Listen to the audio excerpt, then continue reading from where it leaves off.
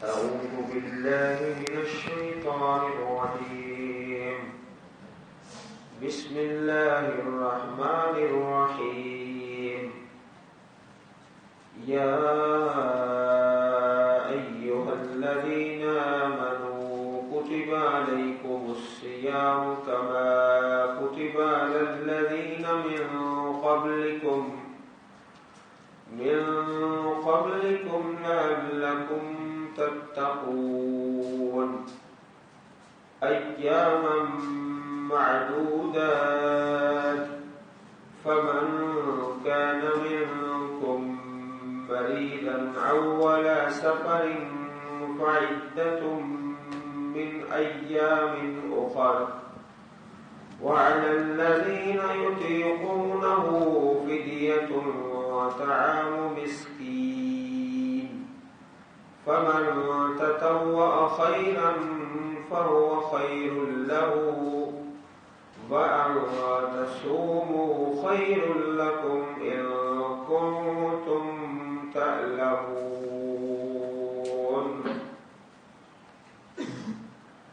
یا ایھا الذین آمنوا اے ایمان والو کتبہ فرض کر دیا گیا لکھ دیا گیا تم پر روزہ جس طرح فرض کیا گیا ان لوگوں پر جو تم سے پہلے تھے لعلکم تتقون تاکہ تم بچ جاؤ. روزہ اسلام کے 5 بنیادی ارکان میں سے ایک رکن ہے. سن 2 ہجری میں فرض کیا گیا. کتب علیکم الصیام، صیام جو ہے عربی گرامر میں مصدر ہے روزہ رکھنا. ایک لفظ آتا ہے صوم، صاد واو میم صوم، وہ بھی مصدر ہے اور اس کا بھی یہی معنی ہے روزہ رکھنا. صیام بھی مصدر ہے اور صوم بھی مصدر ہے. لعلکم تتقون تاکہ تم بچو. صحیح البخاری شریف میں حدیث ہے، حدیث نمبر 1894، الصیام جنۃ، روزہ ڈھال ہے، ڈھال، جنۃ ڈھال ہے. کیا معنی؟ کہ دنیا میں انسان کو گناہوں سے بچاتا ہے. زندگی میں مومن گناہوں سے بچ جاتا ہے. آخرت میں عذاب اور جہنم سے ڈھال ہے. دنیا میں بھی ڈھال ہے، آخرت میں بھی ڈھال ہے، بچانے والا ہے.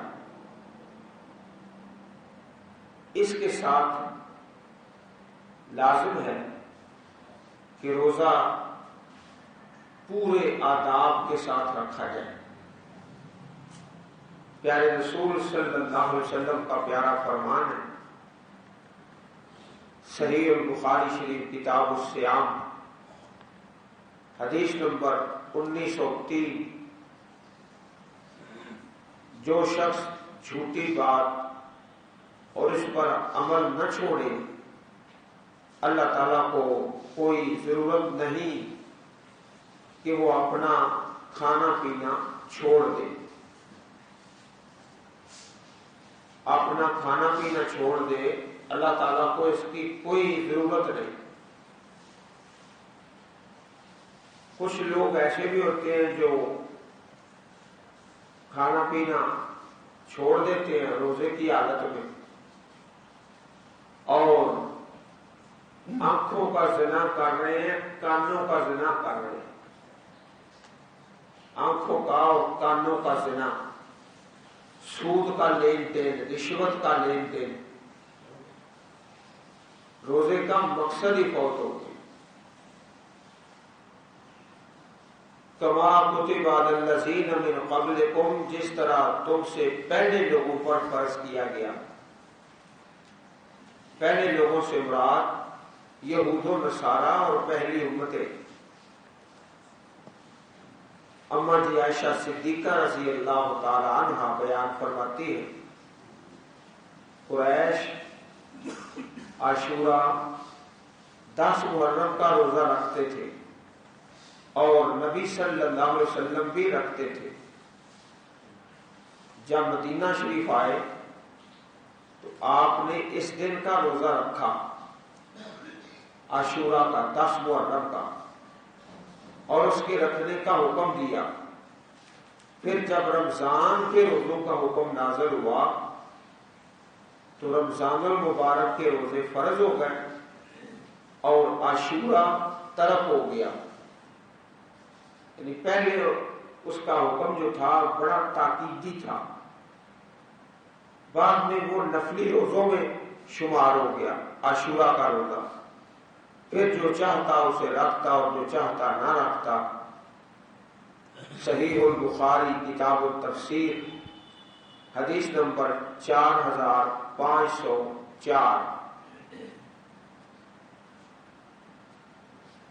اسے قبل جو مکی صورتیں ہیں ان میں نماز کا ذکر بار بار ملتا ہے، لیکن روزہ ایک ایسی عبادت ہے جس کا ذکر یہاں ہی اللہ پاک نے مدنی صورت میں بیان فرمایا، اور یہ ایک رکوع ہے۔ جس طرح کئی دفعہ عرض کیا گیا کہ ایک رکوع ایک مضمون ہوتا ہے۔ یہ جو رکوع زیر مطالعہ ہے اس میں 6 آیتیں، 6 آیات میں روزے کا بیان بڑا جامع کر کے مکمل کر دیا گیا۔ باقی جو احکامات ہیں شریعت کے مختلف مقامات پر، مختلف آیتوں میں، مختلف صورتوں میں، لیکن الصیام روزہ ایک ہی جگہ پر پورا مضمون بیان کر دیا گیا۔ فرضیت، اس کے آداب، اس کا وقت، اس کے فائدے، سب چیزیں جامعیت کے ساتھ ایک ہی مقام پر۔ ایام معدودات، دن ہیں گنتی کے، معدودات گنتی کے دن، بڑی تیزی کے ساتھ مہینہ گزر جاتا ہے، چند دن۔ فمن کان منکم مریضا او علی سفر، بس جو تم میں سے بیمار ہیں یا سفر پر ہیں، فعدۃ من ایام اخر، پس وہ گنتی پوری کرے دوسرے دنوں سے۔ مسافر ہے بعد میں روزہ رکھ لے، مریض ہے بعد میں روزہ رکھ لے، تخفیف اور آسانی۔ وعلی الذین یطیقونہ فدیۃ طعام مسکین، اور ان لوگوں پر جو اس کی طاقت رکھتے ہیں، فدیہ ہے ایک مسکین کا کھانا، ایک مسکین کا کھانا۔ یہ جو الفاظ پڑھے ہیں کہ ان لوگوں پر جو طاقت رکھتے ہیں، کھانا ہے ایک مسکین کا، اس جملہ مبارکہ کی 2 تفصیلیں۔ نمبر 1، شروع اسلام میں یہ اجازت تھی، جو آدمی روزہ رکھنا چاہتا ہے رکھ لے، نہیں رکھنا چاہتا، تندرست ہے، مقیم ہے، ویسے وہ نہیں رکھنا چاہتا تو ٹھیک ہے نہ رکھے، اس کی جگہ پر مسکین کے کھانے کا فدیہ دے۔ یہ شروع اسلام میں تھا. بعد میں جب اگلی آیت کریمہ نازل ہوئی فمن شہد منکم الشہر فلیصمہ، جو اس مہینے میں موجود ہو وہ لازمی روزہ رکھے. تو یہ الفاظ منسوخ ہو گئے، ان کا حکم ختم ہو گیا. یہ جو لفظ ہے وعلی الذین یطیقونہ فدیۃ طعام مسکین، نبی کریم صلی اللہ علیہ وسلم کے پیارے صحابی حضرت عبداللہ بن عمر رضی اللہ تعالی عنہما، حضرت سلمہ بن اقویٰ رضی اللہ تعالی عنہ فرماتے ہیں کہ جب یہ آیت اتری وعلی الذین یطیقونہ، تو جو چاہتا کہ روزہ نہ رکھے اور فدیہ دے دے تو ایسا کر لیتا، یہاں تک کہ وہ آیت اتری جو اس کے بعد ہے، تو اس آیت نے اسے منسوخ کر دیا. صحیح البخاری حدیث نمبر 4507 اور اسی طرح حدیث نمبر 1949. یہ تو پہلی تفسیر ہو گئی. اس حکم کا تعلق آغاز اور شروع کے ساتھ تھا. جو روزہ رکھنا چاہتا ہے رکھ لے، جو نہیں رکھنا چاہتا وہ مسکین کے کھانے کا فدیہ دے. اگلی آیت نے اس حکم کو منسوخ کر دیا، ختم کر دیا. دوسری تفسیر وہ بھی احادیث میں مروی ہے کہ جو آدمی بوڑھا ہے، بہت زیادہ ضعیف، حدیث پاک ہے صحیح بخاری شریف میں حدیث نمبر 4505، ابن عباس رضی اللہ عنہ فرماتے ہیں کہ یہ الفاظ اس بوڑھے آدمی کے متعلق ہیں اور بوڑھی عورت کے متعلق جو روزہ نہیں رکھ سکتے، وہ ہر دن یعنی ہر روزے کے بدلے میں ایک مسکین کو کھانا کھلا دیں. کھانا کھلا دیں. جو روزہ رکھنے میں مشقت محسوس کرتے ہیں. یطیقونہ کا گرامر میں ایک یہ بھی معنی ہوتا ہے جو بڑی مشقت کے ساتھ مشکل ہے، روزہ رکھنا ان کے لیے ناممکن ہے، تو وہ مسکین کا کھانا اس کا فدیہ ادا کر دیں. چنانچہ حضرت انس رضی اللہ تعالی عنہ آپ اپنی حیاتی مبارک کے آخری 2 سال روزہ نہیں رکھ سکے، زیادہ ضعیف ہو گئے. تو پھر آپ نے ہر دن ایک مسکین کو گوشت کے ساتھ روٹی کھلا دی اور روزہ نہ رکھا. اچھا کھانا مسکین کو کھلا دیا. روزہ خود نہیں رکھ سکے. اپنی حیاتی مبارک کے آخری 2 سال حضرت انس رضی اللہ تعالی عنہ. تو ان الفاظ مبارک کی 2 تفسیریں. پہلی تفسیر کیا ہے کہ یہ شروع میں تھا، بعد میں یہ حکم منسوخ ہو گیا. دوسری تفسیر کہ یہ زیادہ ضعیف بوڑھا مرد ہے، عورت ہے، ہمت نہیں روزے کی، وہ مسکین کے کھانے کا فدیہ دے. یہ 2 تفسیریں اور دونوں ہی حق ہیں، احادیث کے اندر موجود ہیں. فمن تطوع خیرا فهو خیر له، جو خوشی سے کرے نیکی تو وہ اس کے لیے بہتر ہے. خوشی سے کیا مراد؟ ایک مسکین کا کھانا ہے تو اس کی جگہ 2 کو کھلا دے، ہر روز 3 کو کھلا دے. اس کے پھر 2 طریقے ہیں. ایک طریقہ تو یہ ہے کہ کھانا پکا کے کھلا دے. دوسرا کہ اناج دے دے، غلہ اناج مہینے کا اکٹھا اناج ہی دے دے. تو یہ دونوں طریقے درست ہے. وَأَن تَصُومُوا خَيْرٌ لَكُمْ، اور یہ کہ تم روزہ رکھو یہ بہتر ہے تمہارے لیے. ان کنتم تعلمون، اگر تم جانتے ہو۔ شہر رمضان الذی انزل فیہ القرآن ہدی للناس وبینات من الہدی والفرقان۔ رمضان المبارک کا اور قرآن مجید کا آپس میں بڑا گہرا تعلق ہے۔ رمضان المبارک کی ہی 21ویں رات تھی جب سب سے پہلی وحی اتری، اقرأ بسم ربک الذی خلق۔ پیارے رسول علیہ الصلوۃ والسلام کہاں تشریف فرما تھے؟ غار حرا میں، جبل النور جس کو کہا جاتا ہے، مکہ مکرمہ کے پاس ہی ہے۔ رمضان کا مہینہ ہے، رات کا وقت ہے، تو سب سے پہلی وحی نازل ہوتی ہے اور نزول قرآن پاک کا آغاز ہوتا ہے۔ اسی طرح پیارے نبی صلی اللہ علیہ وسلم رمضان المبارک میں خوب تلاوت فرماتے ہیں قرآن پاک کی۔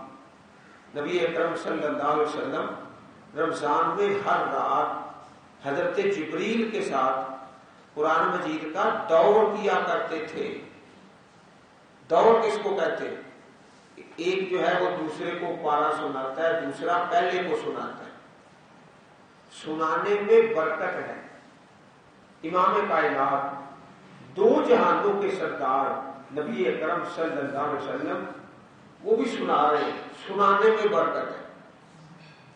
اور کچھ اللہ کے بندے آج بھی ایسے موجود ہیں، اتنا قرآن پاک پڑھتے ہیں، اتنی تلاوت کرتے ہیں، دیکھ دیکھ کے رشک آتا ہے، رشک آتا ہے۔ ہمت کے ساتھ، جرأت کے ساتھ، استقامت کے ساتھ، پیار کے ساتھ تلاوت ہی تلاوت۔ رمضان المبارک کا اور قرآن پاک کا آپس میں بڑے گہرا تعلق ہے۔ ہدی للناس، یہ ہدایت ہے لوگوں کے لیے، وبینات من الہدی، اور دلائل ہیں ہدایت کے۔ ہدایت کا کیا معنی؟ راستہ دکھانا۔ تو قرآن مجید اللہ کی کتاب راستہ بھی دکھاتی ہے اور دلائل بھی پیش کرتی ہے۔ اللہ کی توحید کا مسئلہ بیان کیا، اس کے دلائل پیش کر دیے، دلائل کے ساتھ۔ تو جو بات دلائل کے ساتھ ہو اس میں زیادہ وزن ہوتا ہے۔ بینات من الہدی والفرقان، اور فرق کرنے والی، حق و باطل میں فرق کرنے والی، قرآن مجید سے ہی فرق ہوتا ہے، یہ حق ہے، یہ باطل ہے۔ پیارے رسول علیہ الصلوۃ والسلام کا پیارا فرمان، من قام رمضان، جو رمضان المبارک میں قیام کرتا ہے، ایمان و احتسابا، ایمان کے ساتھ اور ثواب کی نیت سے، غفر لہ ما تقدم من ذنبہ، اللہ احکم الحاکمین اس کے پچھلے گناہ معاف فرما دیتے ہیں۔ اور خود بھی آپ نے قیام کروایا، چنانچہ سنن نبی داؤد شریف میں حدیث ہے، حدیث نمبر 1375، حضرت ابو ذر غفاری رضی اللہ تعالی عنہ بیان کرتے ہیں کہ رسول اللہ صلی اللہ علیہ وسلم نے رمضان کی 23ویں، 25ویں اور 27ویں رات جماعت کے ساتھ قیام کروایا، جماعت کے ساتھ 23ویں، 25ویں اور 27ویں۔ تو آپ نے بنیاد رکھ دی جماعت کی، مسلسل لگاتار قیام نہیں کروایا، اس ڈر سے کہ کہیں فرض نہ ہو جائے۔ تو پورا رمضان مہینہ قیام کرنا یہ عین سنت ہے۔ آپ نے اس کی بنیاد قائم کر دی اور اپنے قول سے، اپنے الفاظ سے، اپنی زبان مبارک سے فرمایا، من قام رمضان، جو رمضان کا قیام کرے۔ تو آپ کا فرمانا بھی دین ہے۔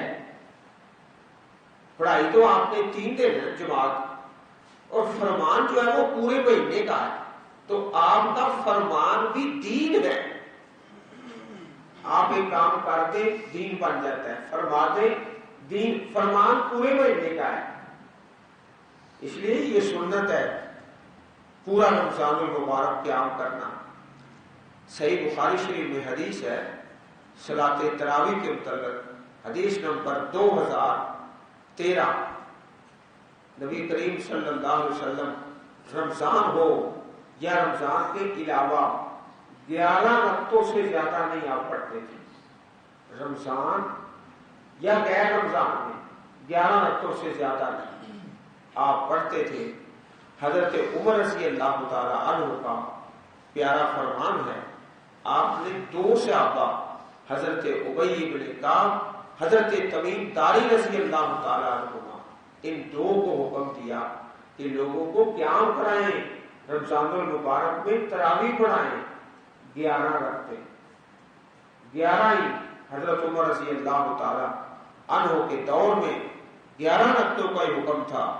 یہ حدیث پاک الموطا حدیث پاک کی کتاب ہے، باب قیام شہر رمضان، حدیث نمبر 241 میں یہ فرمان ہے حضرت عمر رضی اللہ تعالی عنہ کا۔ فمن شہد منکم الشہر فلیصمہ، جو اس مہینے میں موجود ہے وہ روزہ رکھے، مقیم ہے، تندرست ہے۔ ومن کان مریضا او علی سفر، جو بیمار ہے یا سفر پر ہے، فعدۃ من ایام اخر، پس گنتی دوسرے دنوں کی، یرید اللہ بکم اليسر ولا یرید بکم العسر، اللہ تعالیٰ ارادہ کرتا ہے تمہارے ساتھ آسانی کا اور نہیں ارادہ کرتا اللہ تعالیٰ تمہارے ساتھ تنگی کا۔ اصل میں یہ مہینہ رکھا گیا تربیت کے لیے، کوئی انسان کو بھوک اور پیاس سے تنگ کرنا مقصود نہیں، اصل مقصد ہے اس کی تربیت کرنا کہ جب اللہ کے حکم سے جائز چیزیں بھی چھوڑ رہا ہے، جائز چیزیں جو کھانا حلال ہے، جو پانی حلال ہے، جائز ہے، لیکن امر ربی سمجھ کر چھوڑ رہا ہے تو اس کی تربیت ہوگی حرام کو بلولا چھوڑ دے گی۔ اللہ تعالیٰ تمہارے ساتھ آسانی چاہتے ہیں، نہیں چاہتے تمہارے ساتھ تنگی۔ وَلِتُكْمِلُوا الْعِدَّةَ، تاکہ تم پوری کرو گنتی، وَلِتُكَبِّرُوا اللَّهَ، تاکہ تم بڑائی بیان کرو، عَلَىٰ مَا هَدَاكُمْ، اوپر اس کے جو اس نے ہدایت دی تمہیں۔ تُكَبِّرُوا اللَّهَ، عید الفطر میں تکبیرات پڑھی جاتی ہیں، تکبیرات، اللہ کی بڑائی کس بات کی؟ کہ یا اللہ تیرا شکر ہے کہ تیرا حکم پورا ہو گیا، لِتُكَبِّرُوا اللَّهَ، بڑائی بیان کرو، تکبیرات پڑھو اللہ تعالیٰ کی اس نعمت پر، وَلَعَلَّكُمْ تَشْكُرُونَ، تاکہ تم شکر ادا کرو۔ روزہ پورا ہو گیا، عید الفطر کی نعمت اور خوشی مل گئی، اب تکبیرات پڑھ کے اللہ پاک کا شکرانہ ادا کرو۔ وَإِذَا سَأَلَكَ عِبَادِي عَنِّي فَإِنِّي قَرِيبٌ، اور جب سوال کریں آپ سے میرے بندے میرے متعلق تو فرما دو بے شک میں قریب ہوں، قریب ہوں۔ مسئلہ چل رہا تھا روزے کا، درمیان میں دعا کا مسئلہ آ گیا، اس لیے کہ دعا اور روزے کا آپس میں بڑا گہرا تعلق ہے۔ دکھوں کے مارے ہوئے، مصیبتوں کے ستائے ہوئے ہر وقت دعا کریں، اللہ پاک دور نہیں ہے۔ یہ سوال ہوا اللہ تعالیٰ دور ہے، اونچی آواز سے پکارے، قریب ہے تو آہستہ پکارے، فرمایا نہیں، فَإِنِّي قریب، قریب ہوں، قریب ہوں ہر ایک۔ اجیب دعوت الداعی اذا دعان، میں قبول کرتا ہوں دعا کرنے والے کی جب وہ مجھ سے دعا کرتا ہے۔ دعا کوئی بھی کرے، عالم ہے، جاہل ہے، نیک ہے، جیسا بھی ہے، دعا کرے میں قبول کرتا ہوں۔ اذا دعان، لیکن اس کے لیے 2 چیزیں لازم ہیں۔ فَلْيَسْتَجِيبُوا لِي، بس چاہیے کہ میری بات کو قبول کریں، وَلْيُؤْمِنُوا بِي، اور ایمان لائیں میرے ساتھ۔ یہ دو کام اللہ کے بندے کریں، ایک ایمان اور دوسرا اللہ تعالیٰ کے حکموں کو قبول کرنا۔ یہ کام دو کرو، انشاءاللہ دعاؤں میں برکتیں ہی برکتیں۔ اگر یہ دو کام نہیں ہے تو پھر اجیب دعوت الداعی اذا دعان کا مسئلہ نہیں۔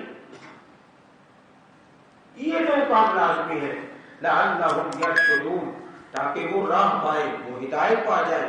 نبی کریم صلی اللہ علیہ وسلم نے فرمایا روزے دار کے لیے افطار کے وقت ایک قبول کی جانے والی دعا ہے، یعنی رد نہیں ہوتی۔ حضرت عبداللہ بن عمر رضی اللہ تعالی عنہ جب روزہ افطار کرتے تو اپنے اہل و عیال کو بلاتے اور دعا کرتے۔ جو وقت ہم ضائع کرتے ہیں نا سموسے اور پکوڑے بنانے میں، رکھنے میں، پکڑنے میں، پکڑانے میں، وہ دعا کا وقت ہوتا ہے، دعا کا۔ وَلْيُؤْمِنُوا بِي لَعَلَّهُمْ يَرْشُدُونَ، تاکہ وہ راہ پائیں۔ حدیث پاک میں آتا ہے کہ اللہ تعالیٰ ہر بندے کی دعا قبول کرتے ہیں جب تک کہ وہ جلدی نہ کرے۔ جلدی کیا ہے؟ کہتا ہے میں نے دعا کی لیکن میری دعا قبول نہیں ہوئی، یہ نہیں کہنا چاہیے۔ احل لکم لیلۃ الصیام الرفث الی نسائکم، حلال کر دیا گیا تمہارے لیے روزے کی رات پہنچنا تمہاری عورتوں کی طرف، ہن لباس لکم وانتم لباس لہن، وہ تمہارے لیے لباس ہے، تم ان کے لیے لباس ہو۔ علم اللہ انکم کنتم تختانون انفسکم، اللہ نے جان لیا بے شک تم خیانت کرتے تھے اپنی جانوں سے۔ فتاب علیکم، اس نے توبہ کی تم پر، وعفا عنکم، اور معاف کیا تم کو۔ شروع اسلام میں یہ تھا کہ رات کو سو گیا نا یا عشاء کی نماز ہو گئی، اب اس کے بعد نہ کھا سکتا ہے، نہ پی سکتا ہے، نہ بیوی کے لیے حلال ہے، تو اس میں بڑی مشقت تھی۔ اللہ پاک نے اس میں آسانی فرما دی۔ علم اللہ انکم کنتم تختانون انفسکم، اللہ نے جان لیا بے شک تم خیانت کرتے تھے اپنی جانوں سے۔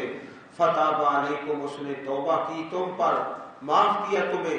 فالآن باشروہن، اب تم مباشرت کرو ان سے، وابتغوا ما کتب اللہ لکم، اور تلاش کرو جو اللہ نے لکھا تمہارے لیے۔ وکلوا واشربوا، اور کھاؤ پیو، حتی یتبین، حتیٰ کہ ظاہر ہو جائے، واضح ہو جائے، لکم الخیط الابیض، سفید دھاگا، من الخیط الاسود، سیاہ دھاگے سے، سفید دھاگا صبح صادق ظاہر ہو جائے، من الفجر، فجر سے، ثم اتموا الصیام الی اللیل، پھر تم پورا کرو روزہ رات تک۔ ولا تباشروہن، اور نہ تم مباشرت کرو ان سے، وانتم عاکفون فی المساجد، اس حال میں کہ تم اعتکاف کرنے والے ہو مساجد میں۔ تلک حدود اللہ، یہ اللہ کی حدیں ہیں، فلا تقربوها، ان کے قریب نہ جاؤ۔ کذالک یبین اللہ آیاتہ للناس لعلہم یتقون، اسی طرح بیان کرتا ہے اللہ تعالیٰ اپنی آیتیں لوگوں کے لیے تاکہ وہ بچ جائیں۔ ولا تاکلوا اموالکم بینکم بالباطل، تم نہ کھاؤ آپس میں اپنے مال باطل طریقے سے۔ وَتُدْلُوا بِهَا، اور نہ تم لے جاؤ ان کو، اِلَى الْحُكَّامِ، طرف حاکموں کی، لِتَأْكُلُوا، تاکہ تم کھاؤ، فَرِيقًا، ایک حصہ، مِنْ أَمْوَالِ النَّاسِ، لوگوں کے مالوں سے، بِالْإِثْمِ، گناہ کے ساتھ، وَأَنْتُمْ تَعْلَمُونَ، اس حال میں کہ تم جانتے ہو۔ اب یہ روزے کا مضمون مکمل ہوا، اور آخری جو آیت کریمہ ہے چھٹی، اس میں رزق حلال کا حکم دیا۔ اے روزے دارو حلال کھاؤ، حلال کھاؤ گے تو روزہ ہوگا، اگر حلال نہیں کھاؤ گے تو روزہ نہیں ہے۔ روزے کے رکوع میں حلال کھانے کا حکم آ گیا۔ اللہ احکم الحاکمین ہم سب کو قرآن کریم سمجھنے اور اس پر عمل کرنے کی توفیق عطا فرمائے، آمین یا رب العالمین۔ اللہم اجعل القرآن العظیم ربیع صدورنا ونور قلوبنا، سبحان ربک رب العزت عما یصفون، وسلام علی المرسلین والحمد للہ رب العالمین.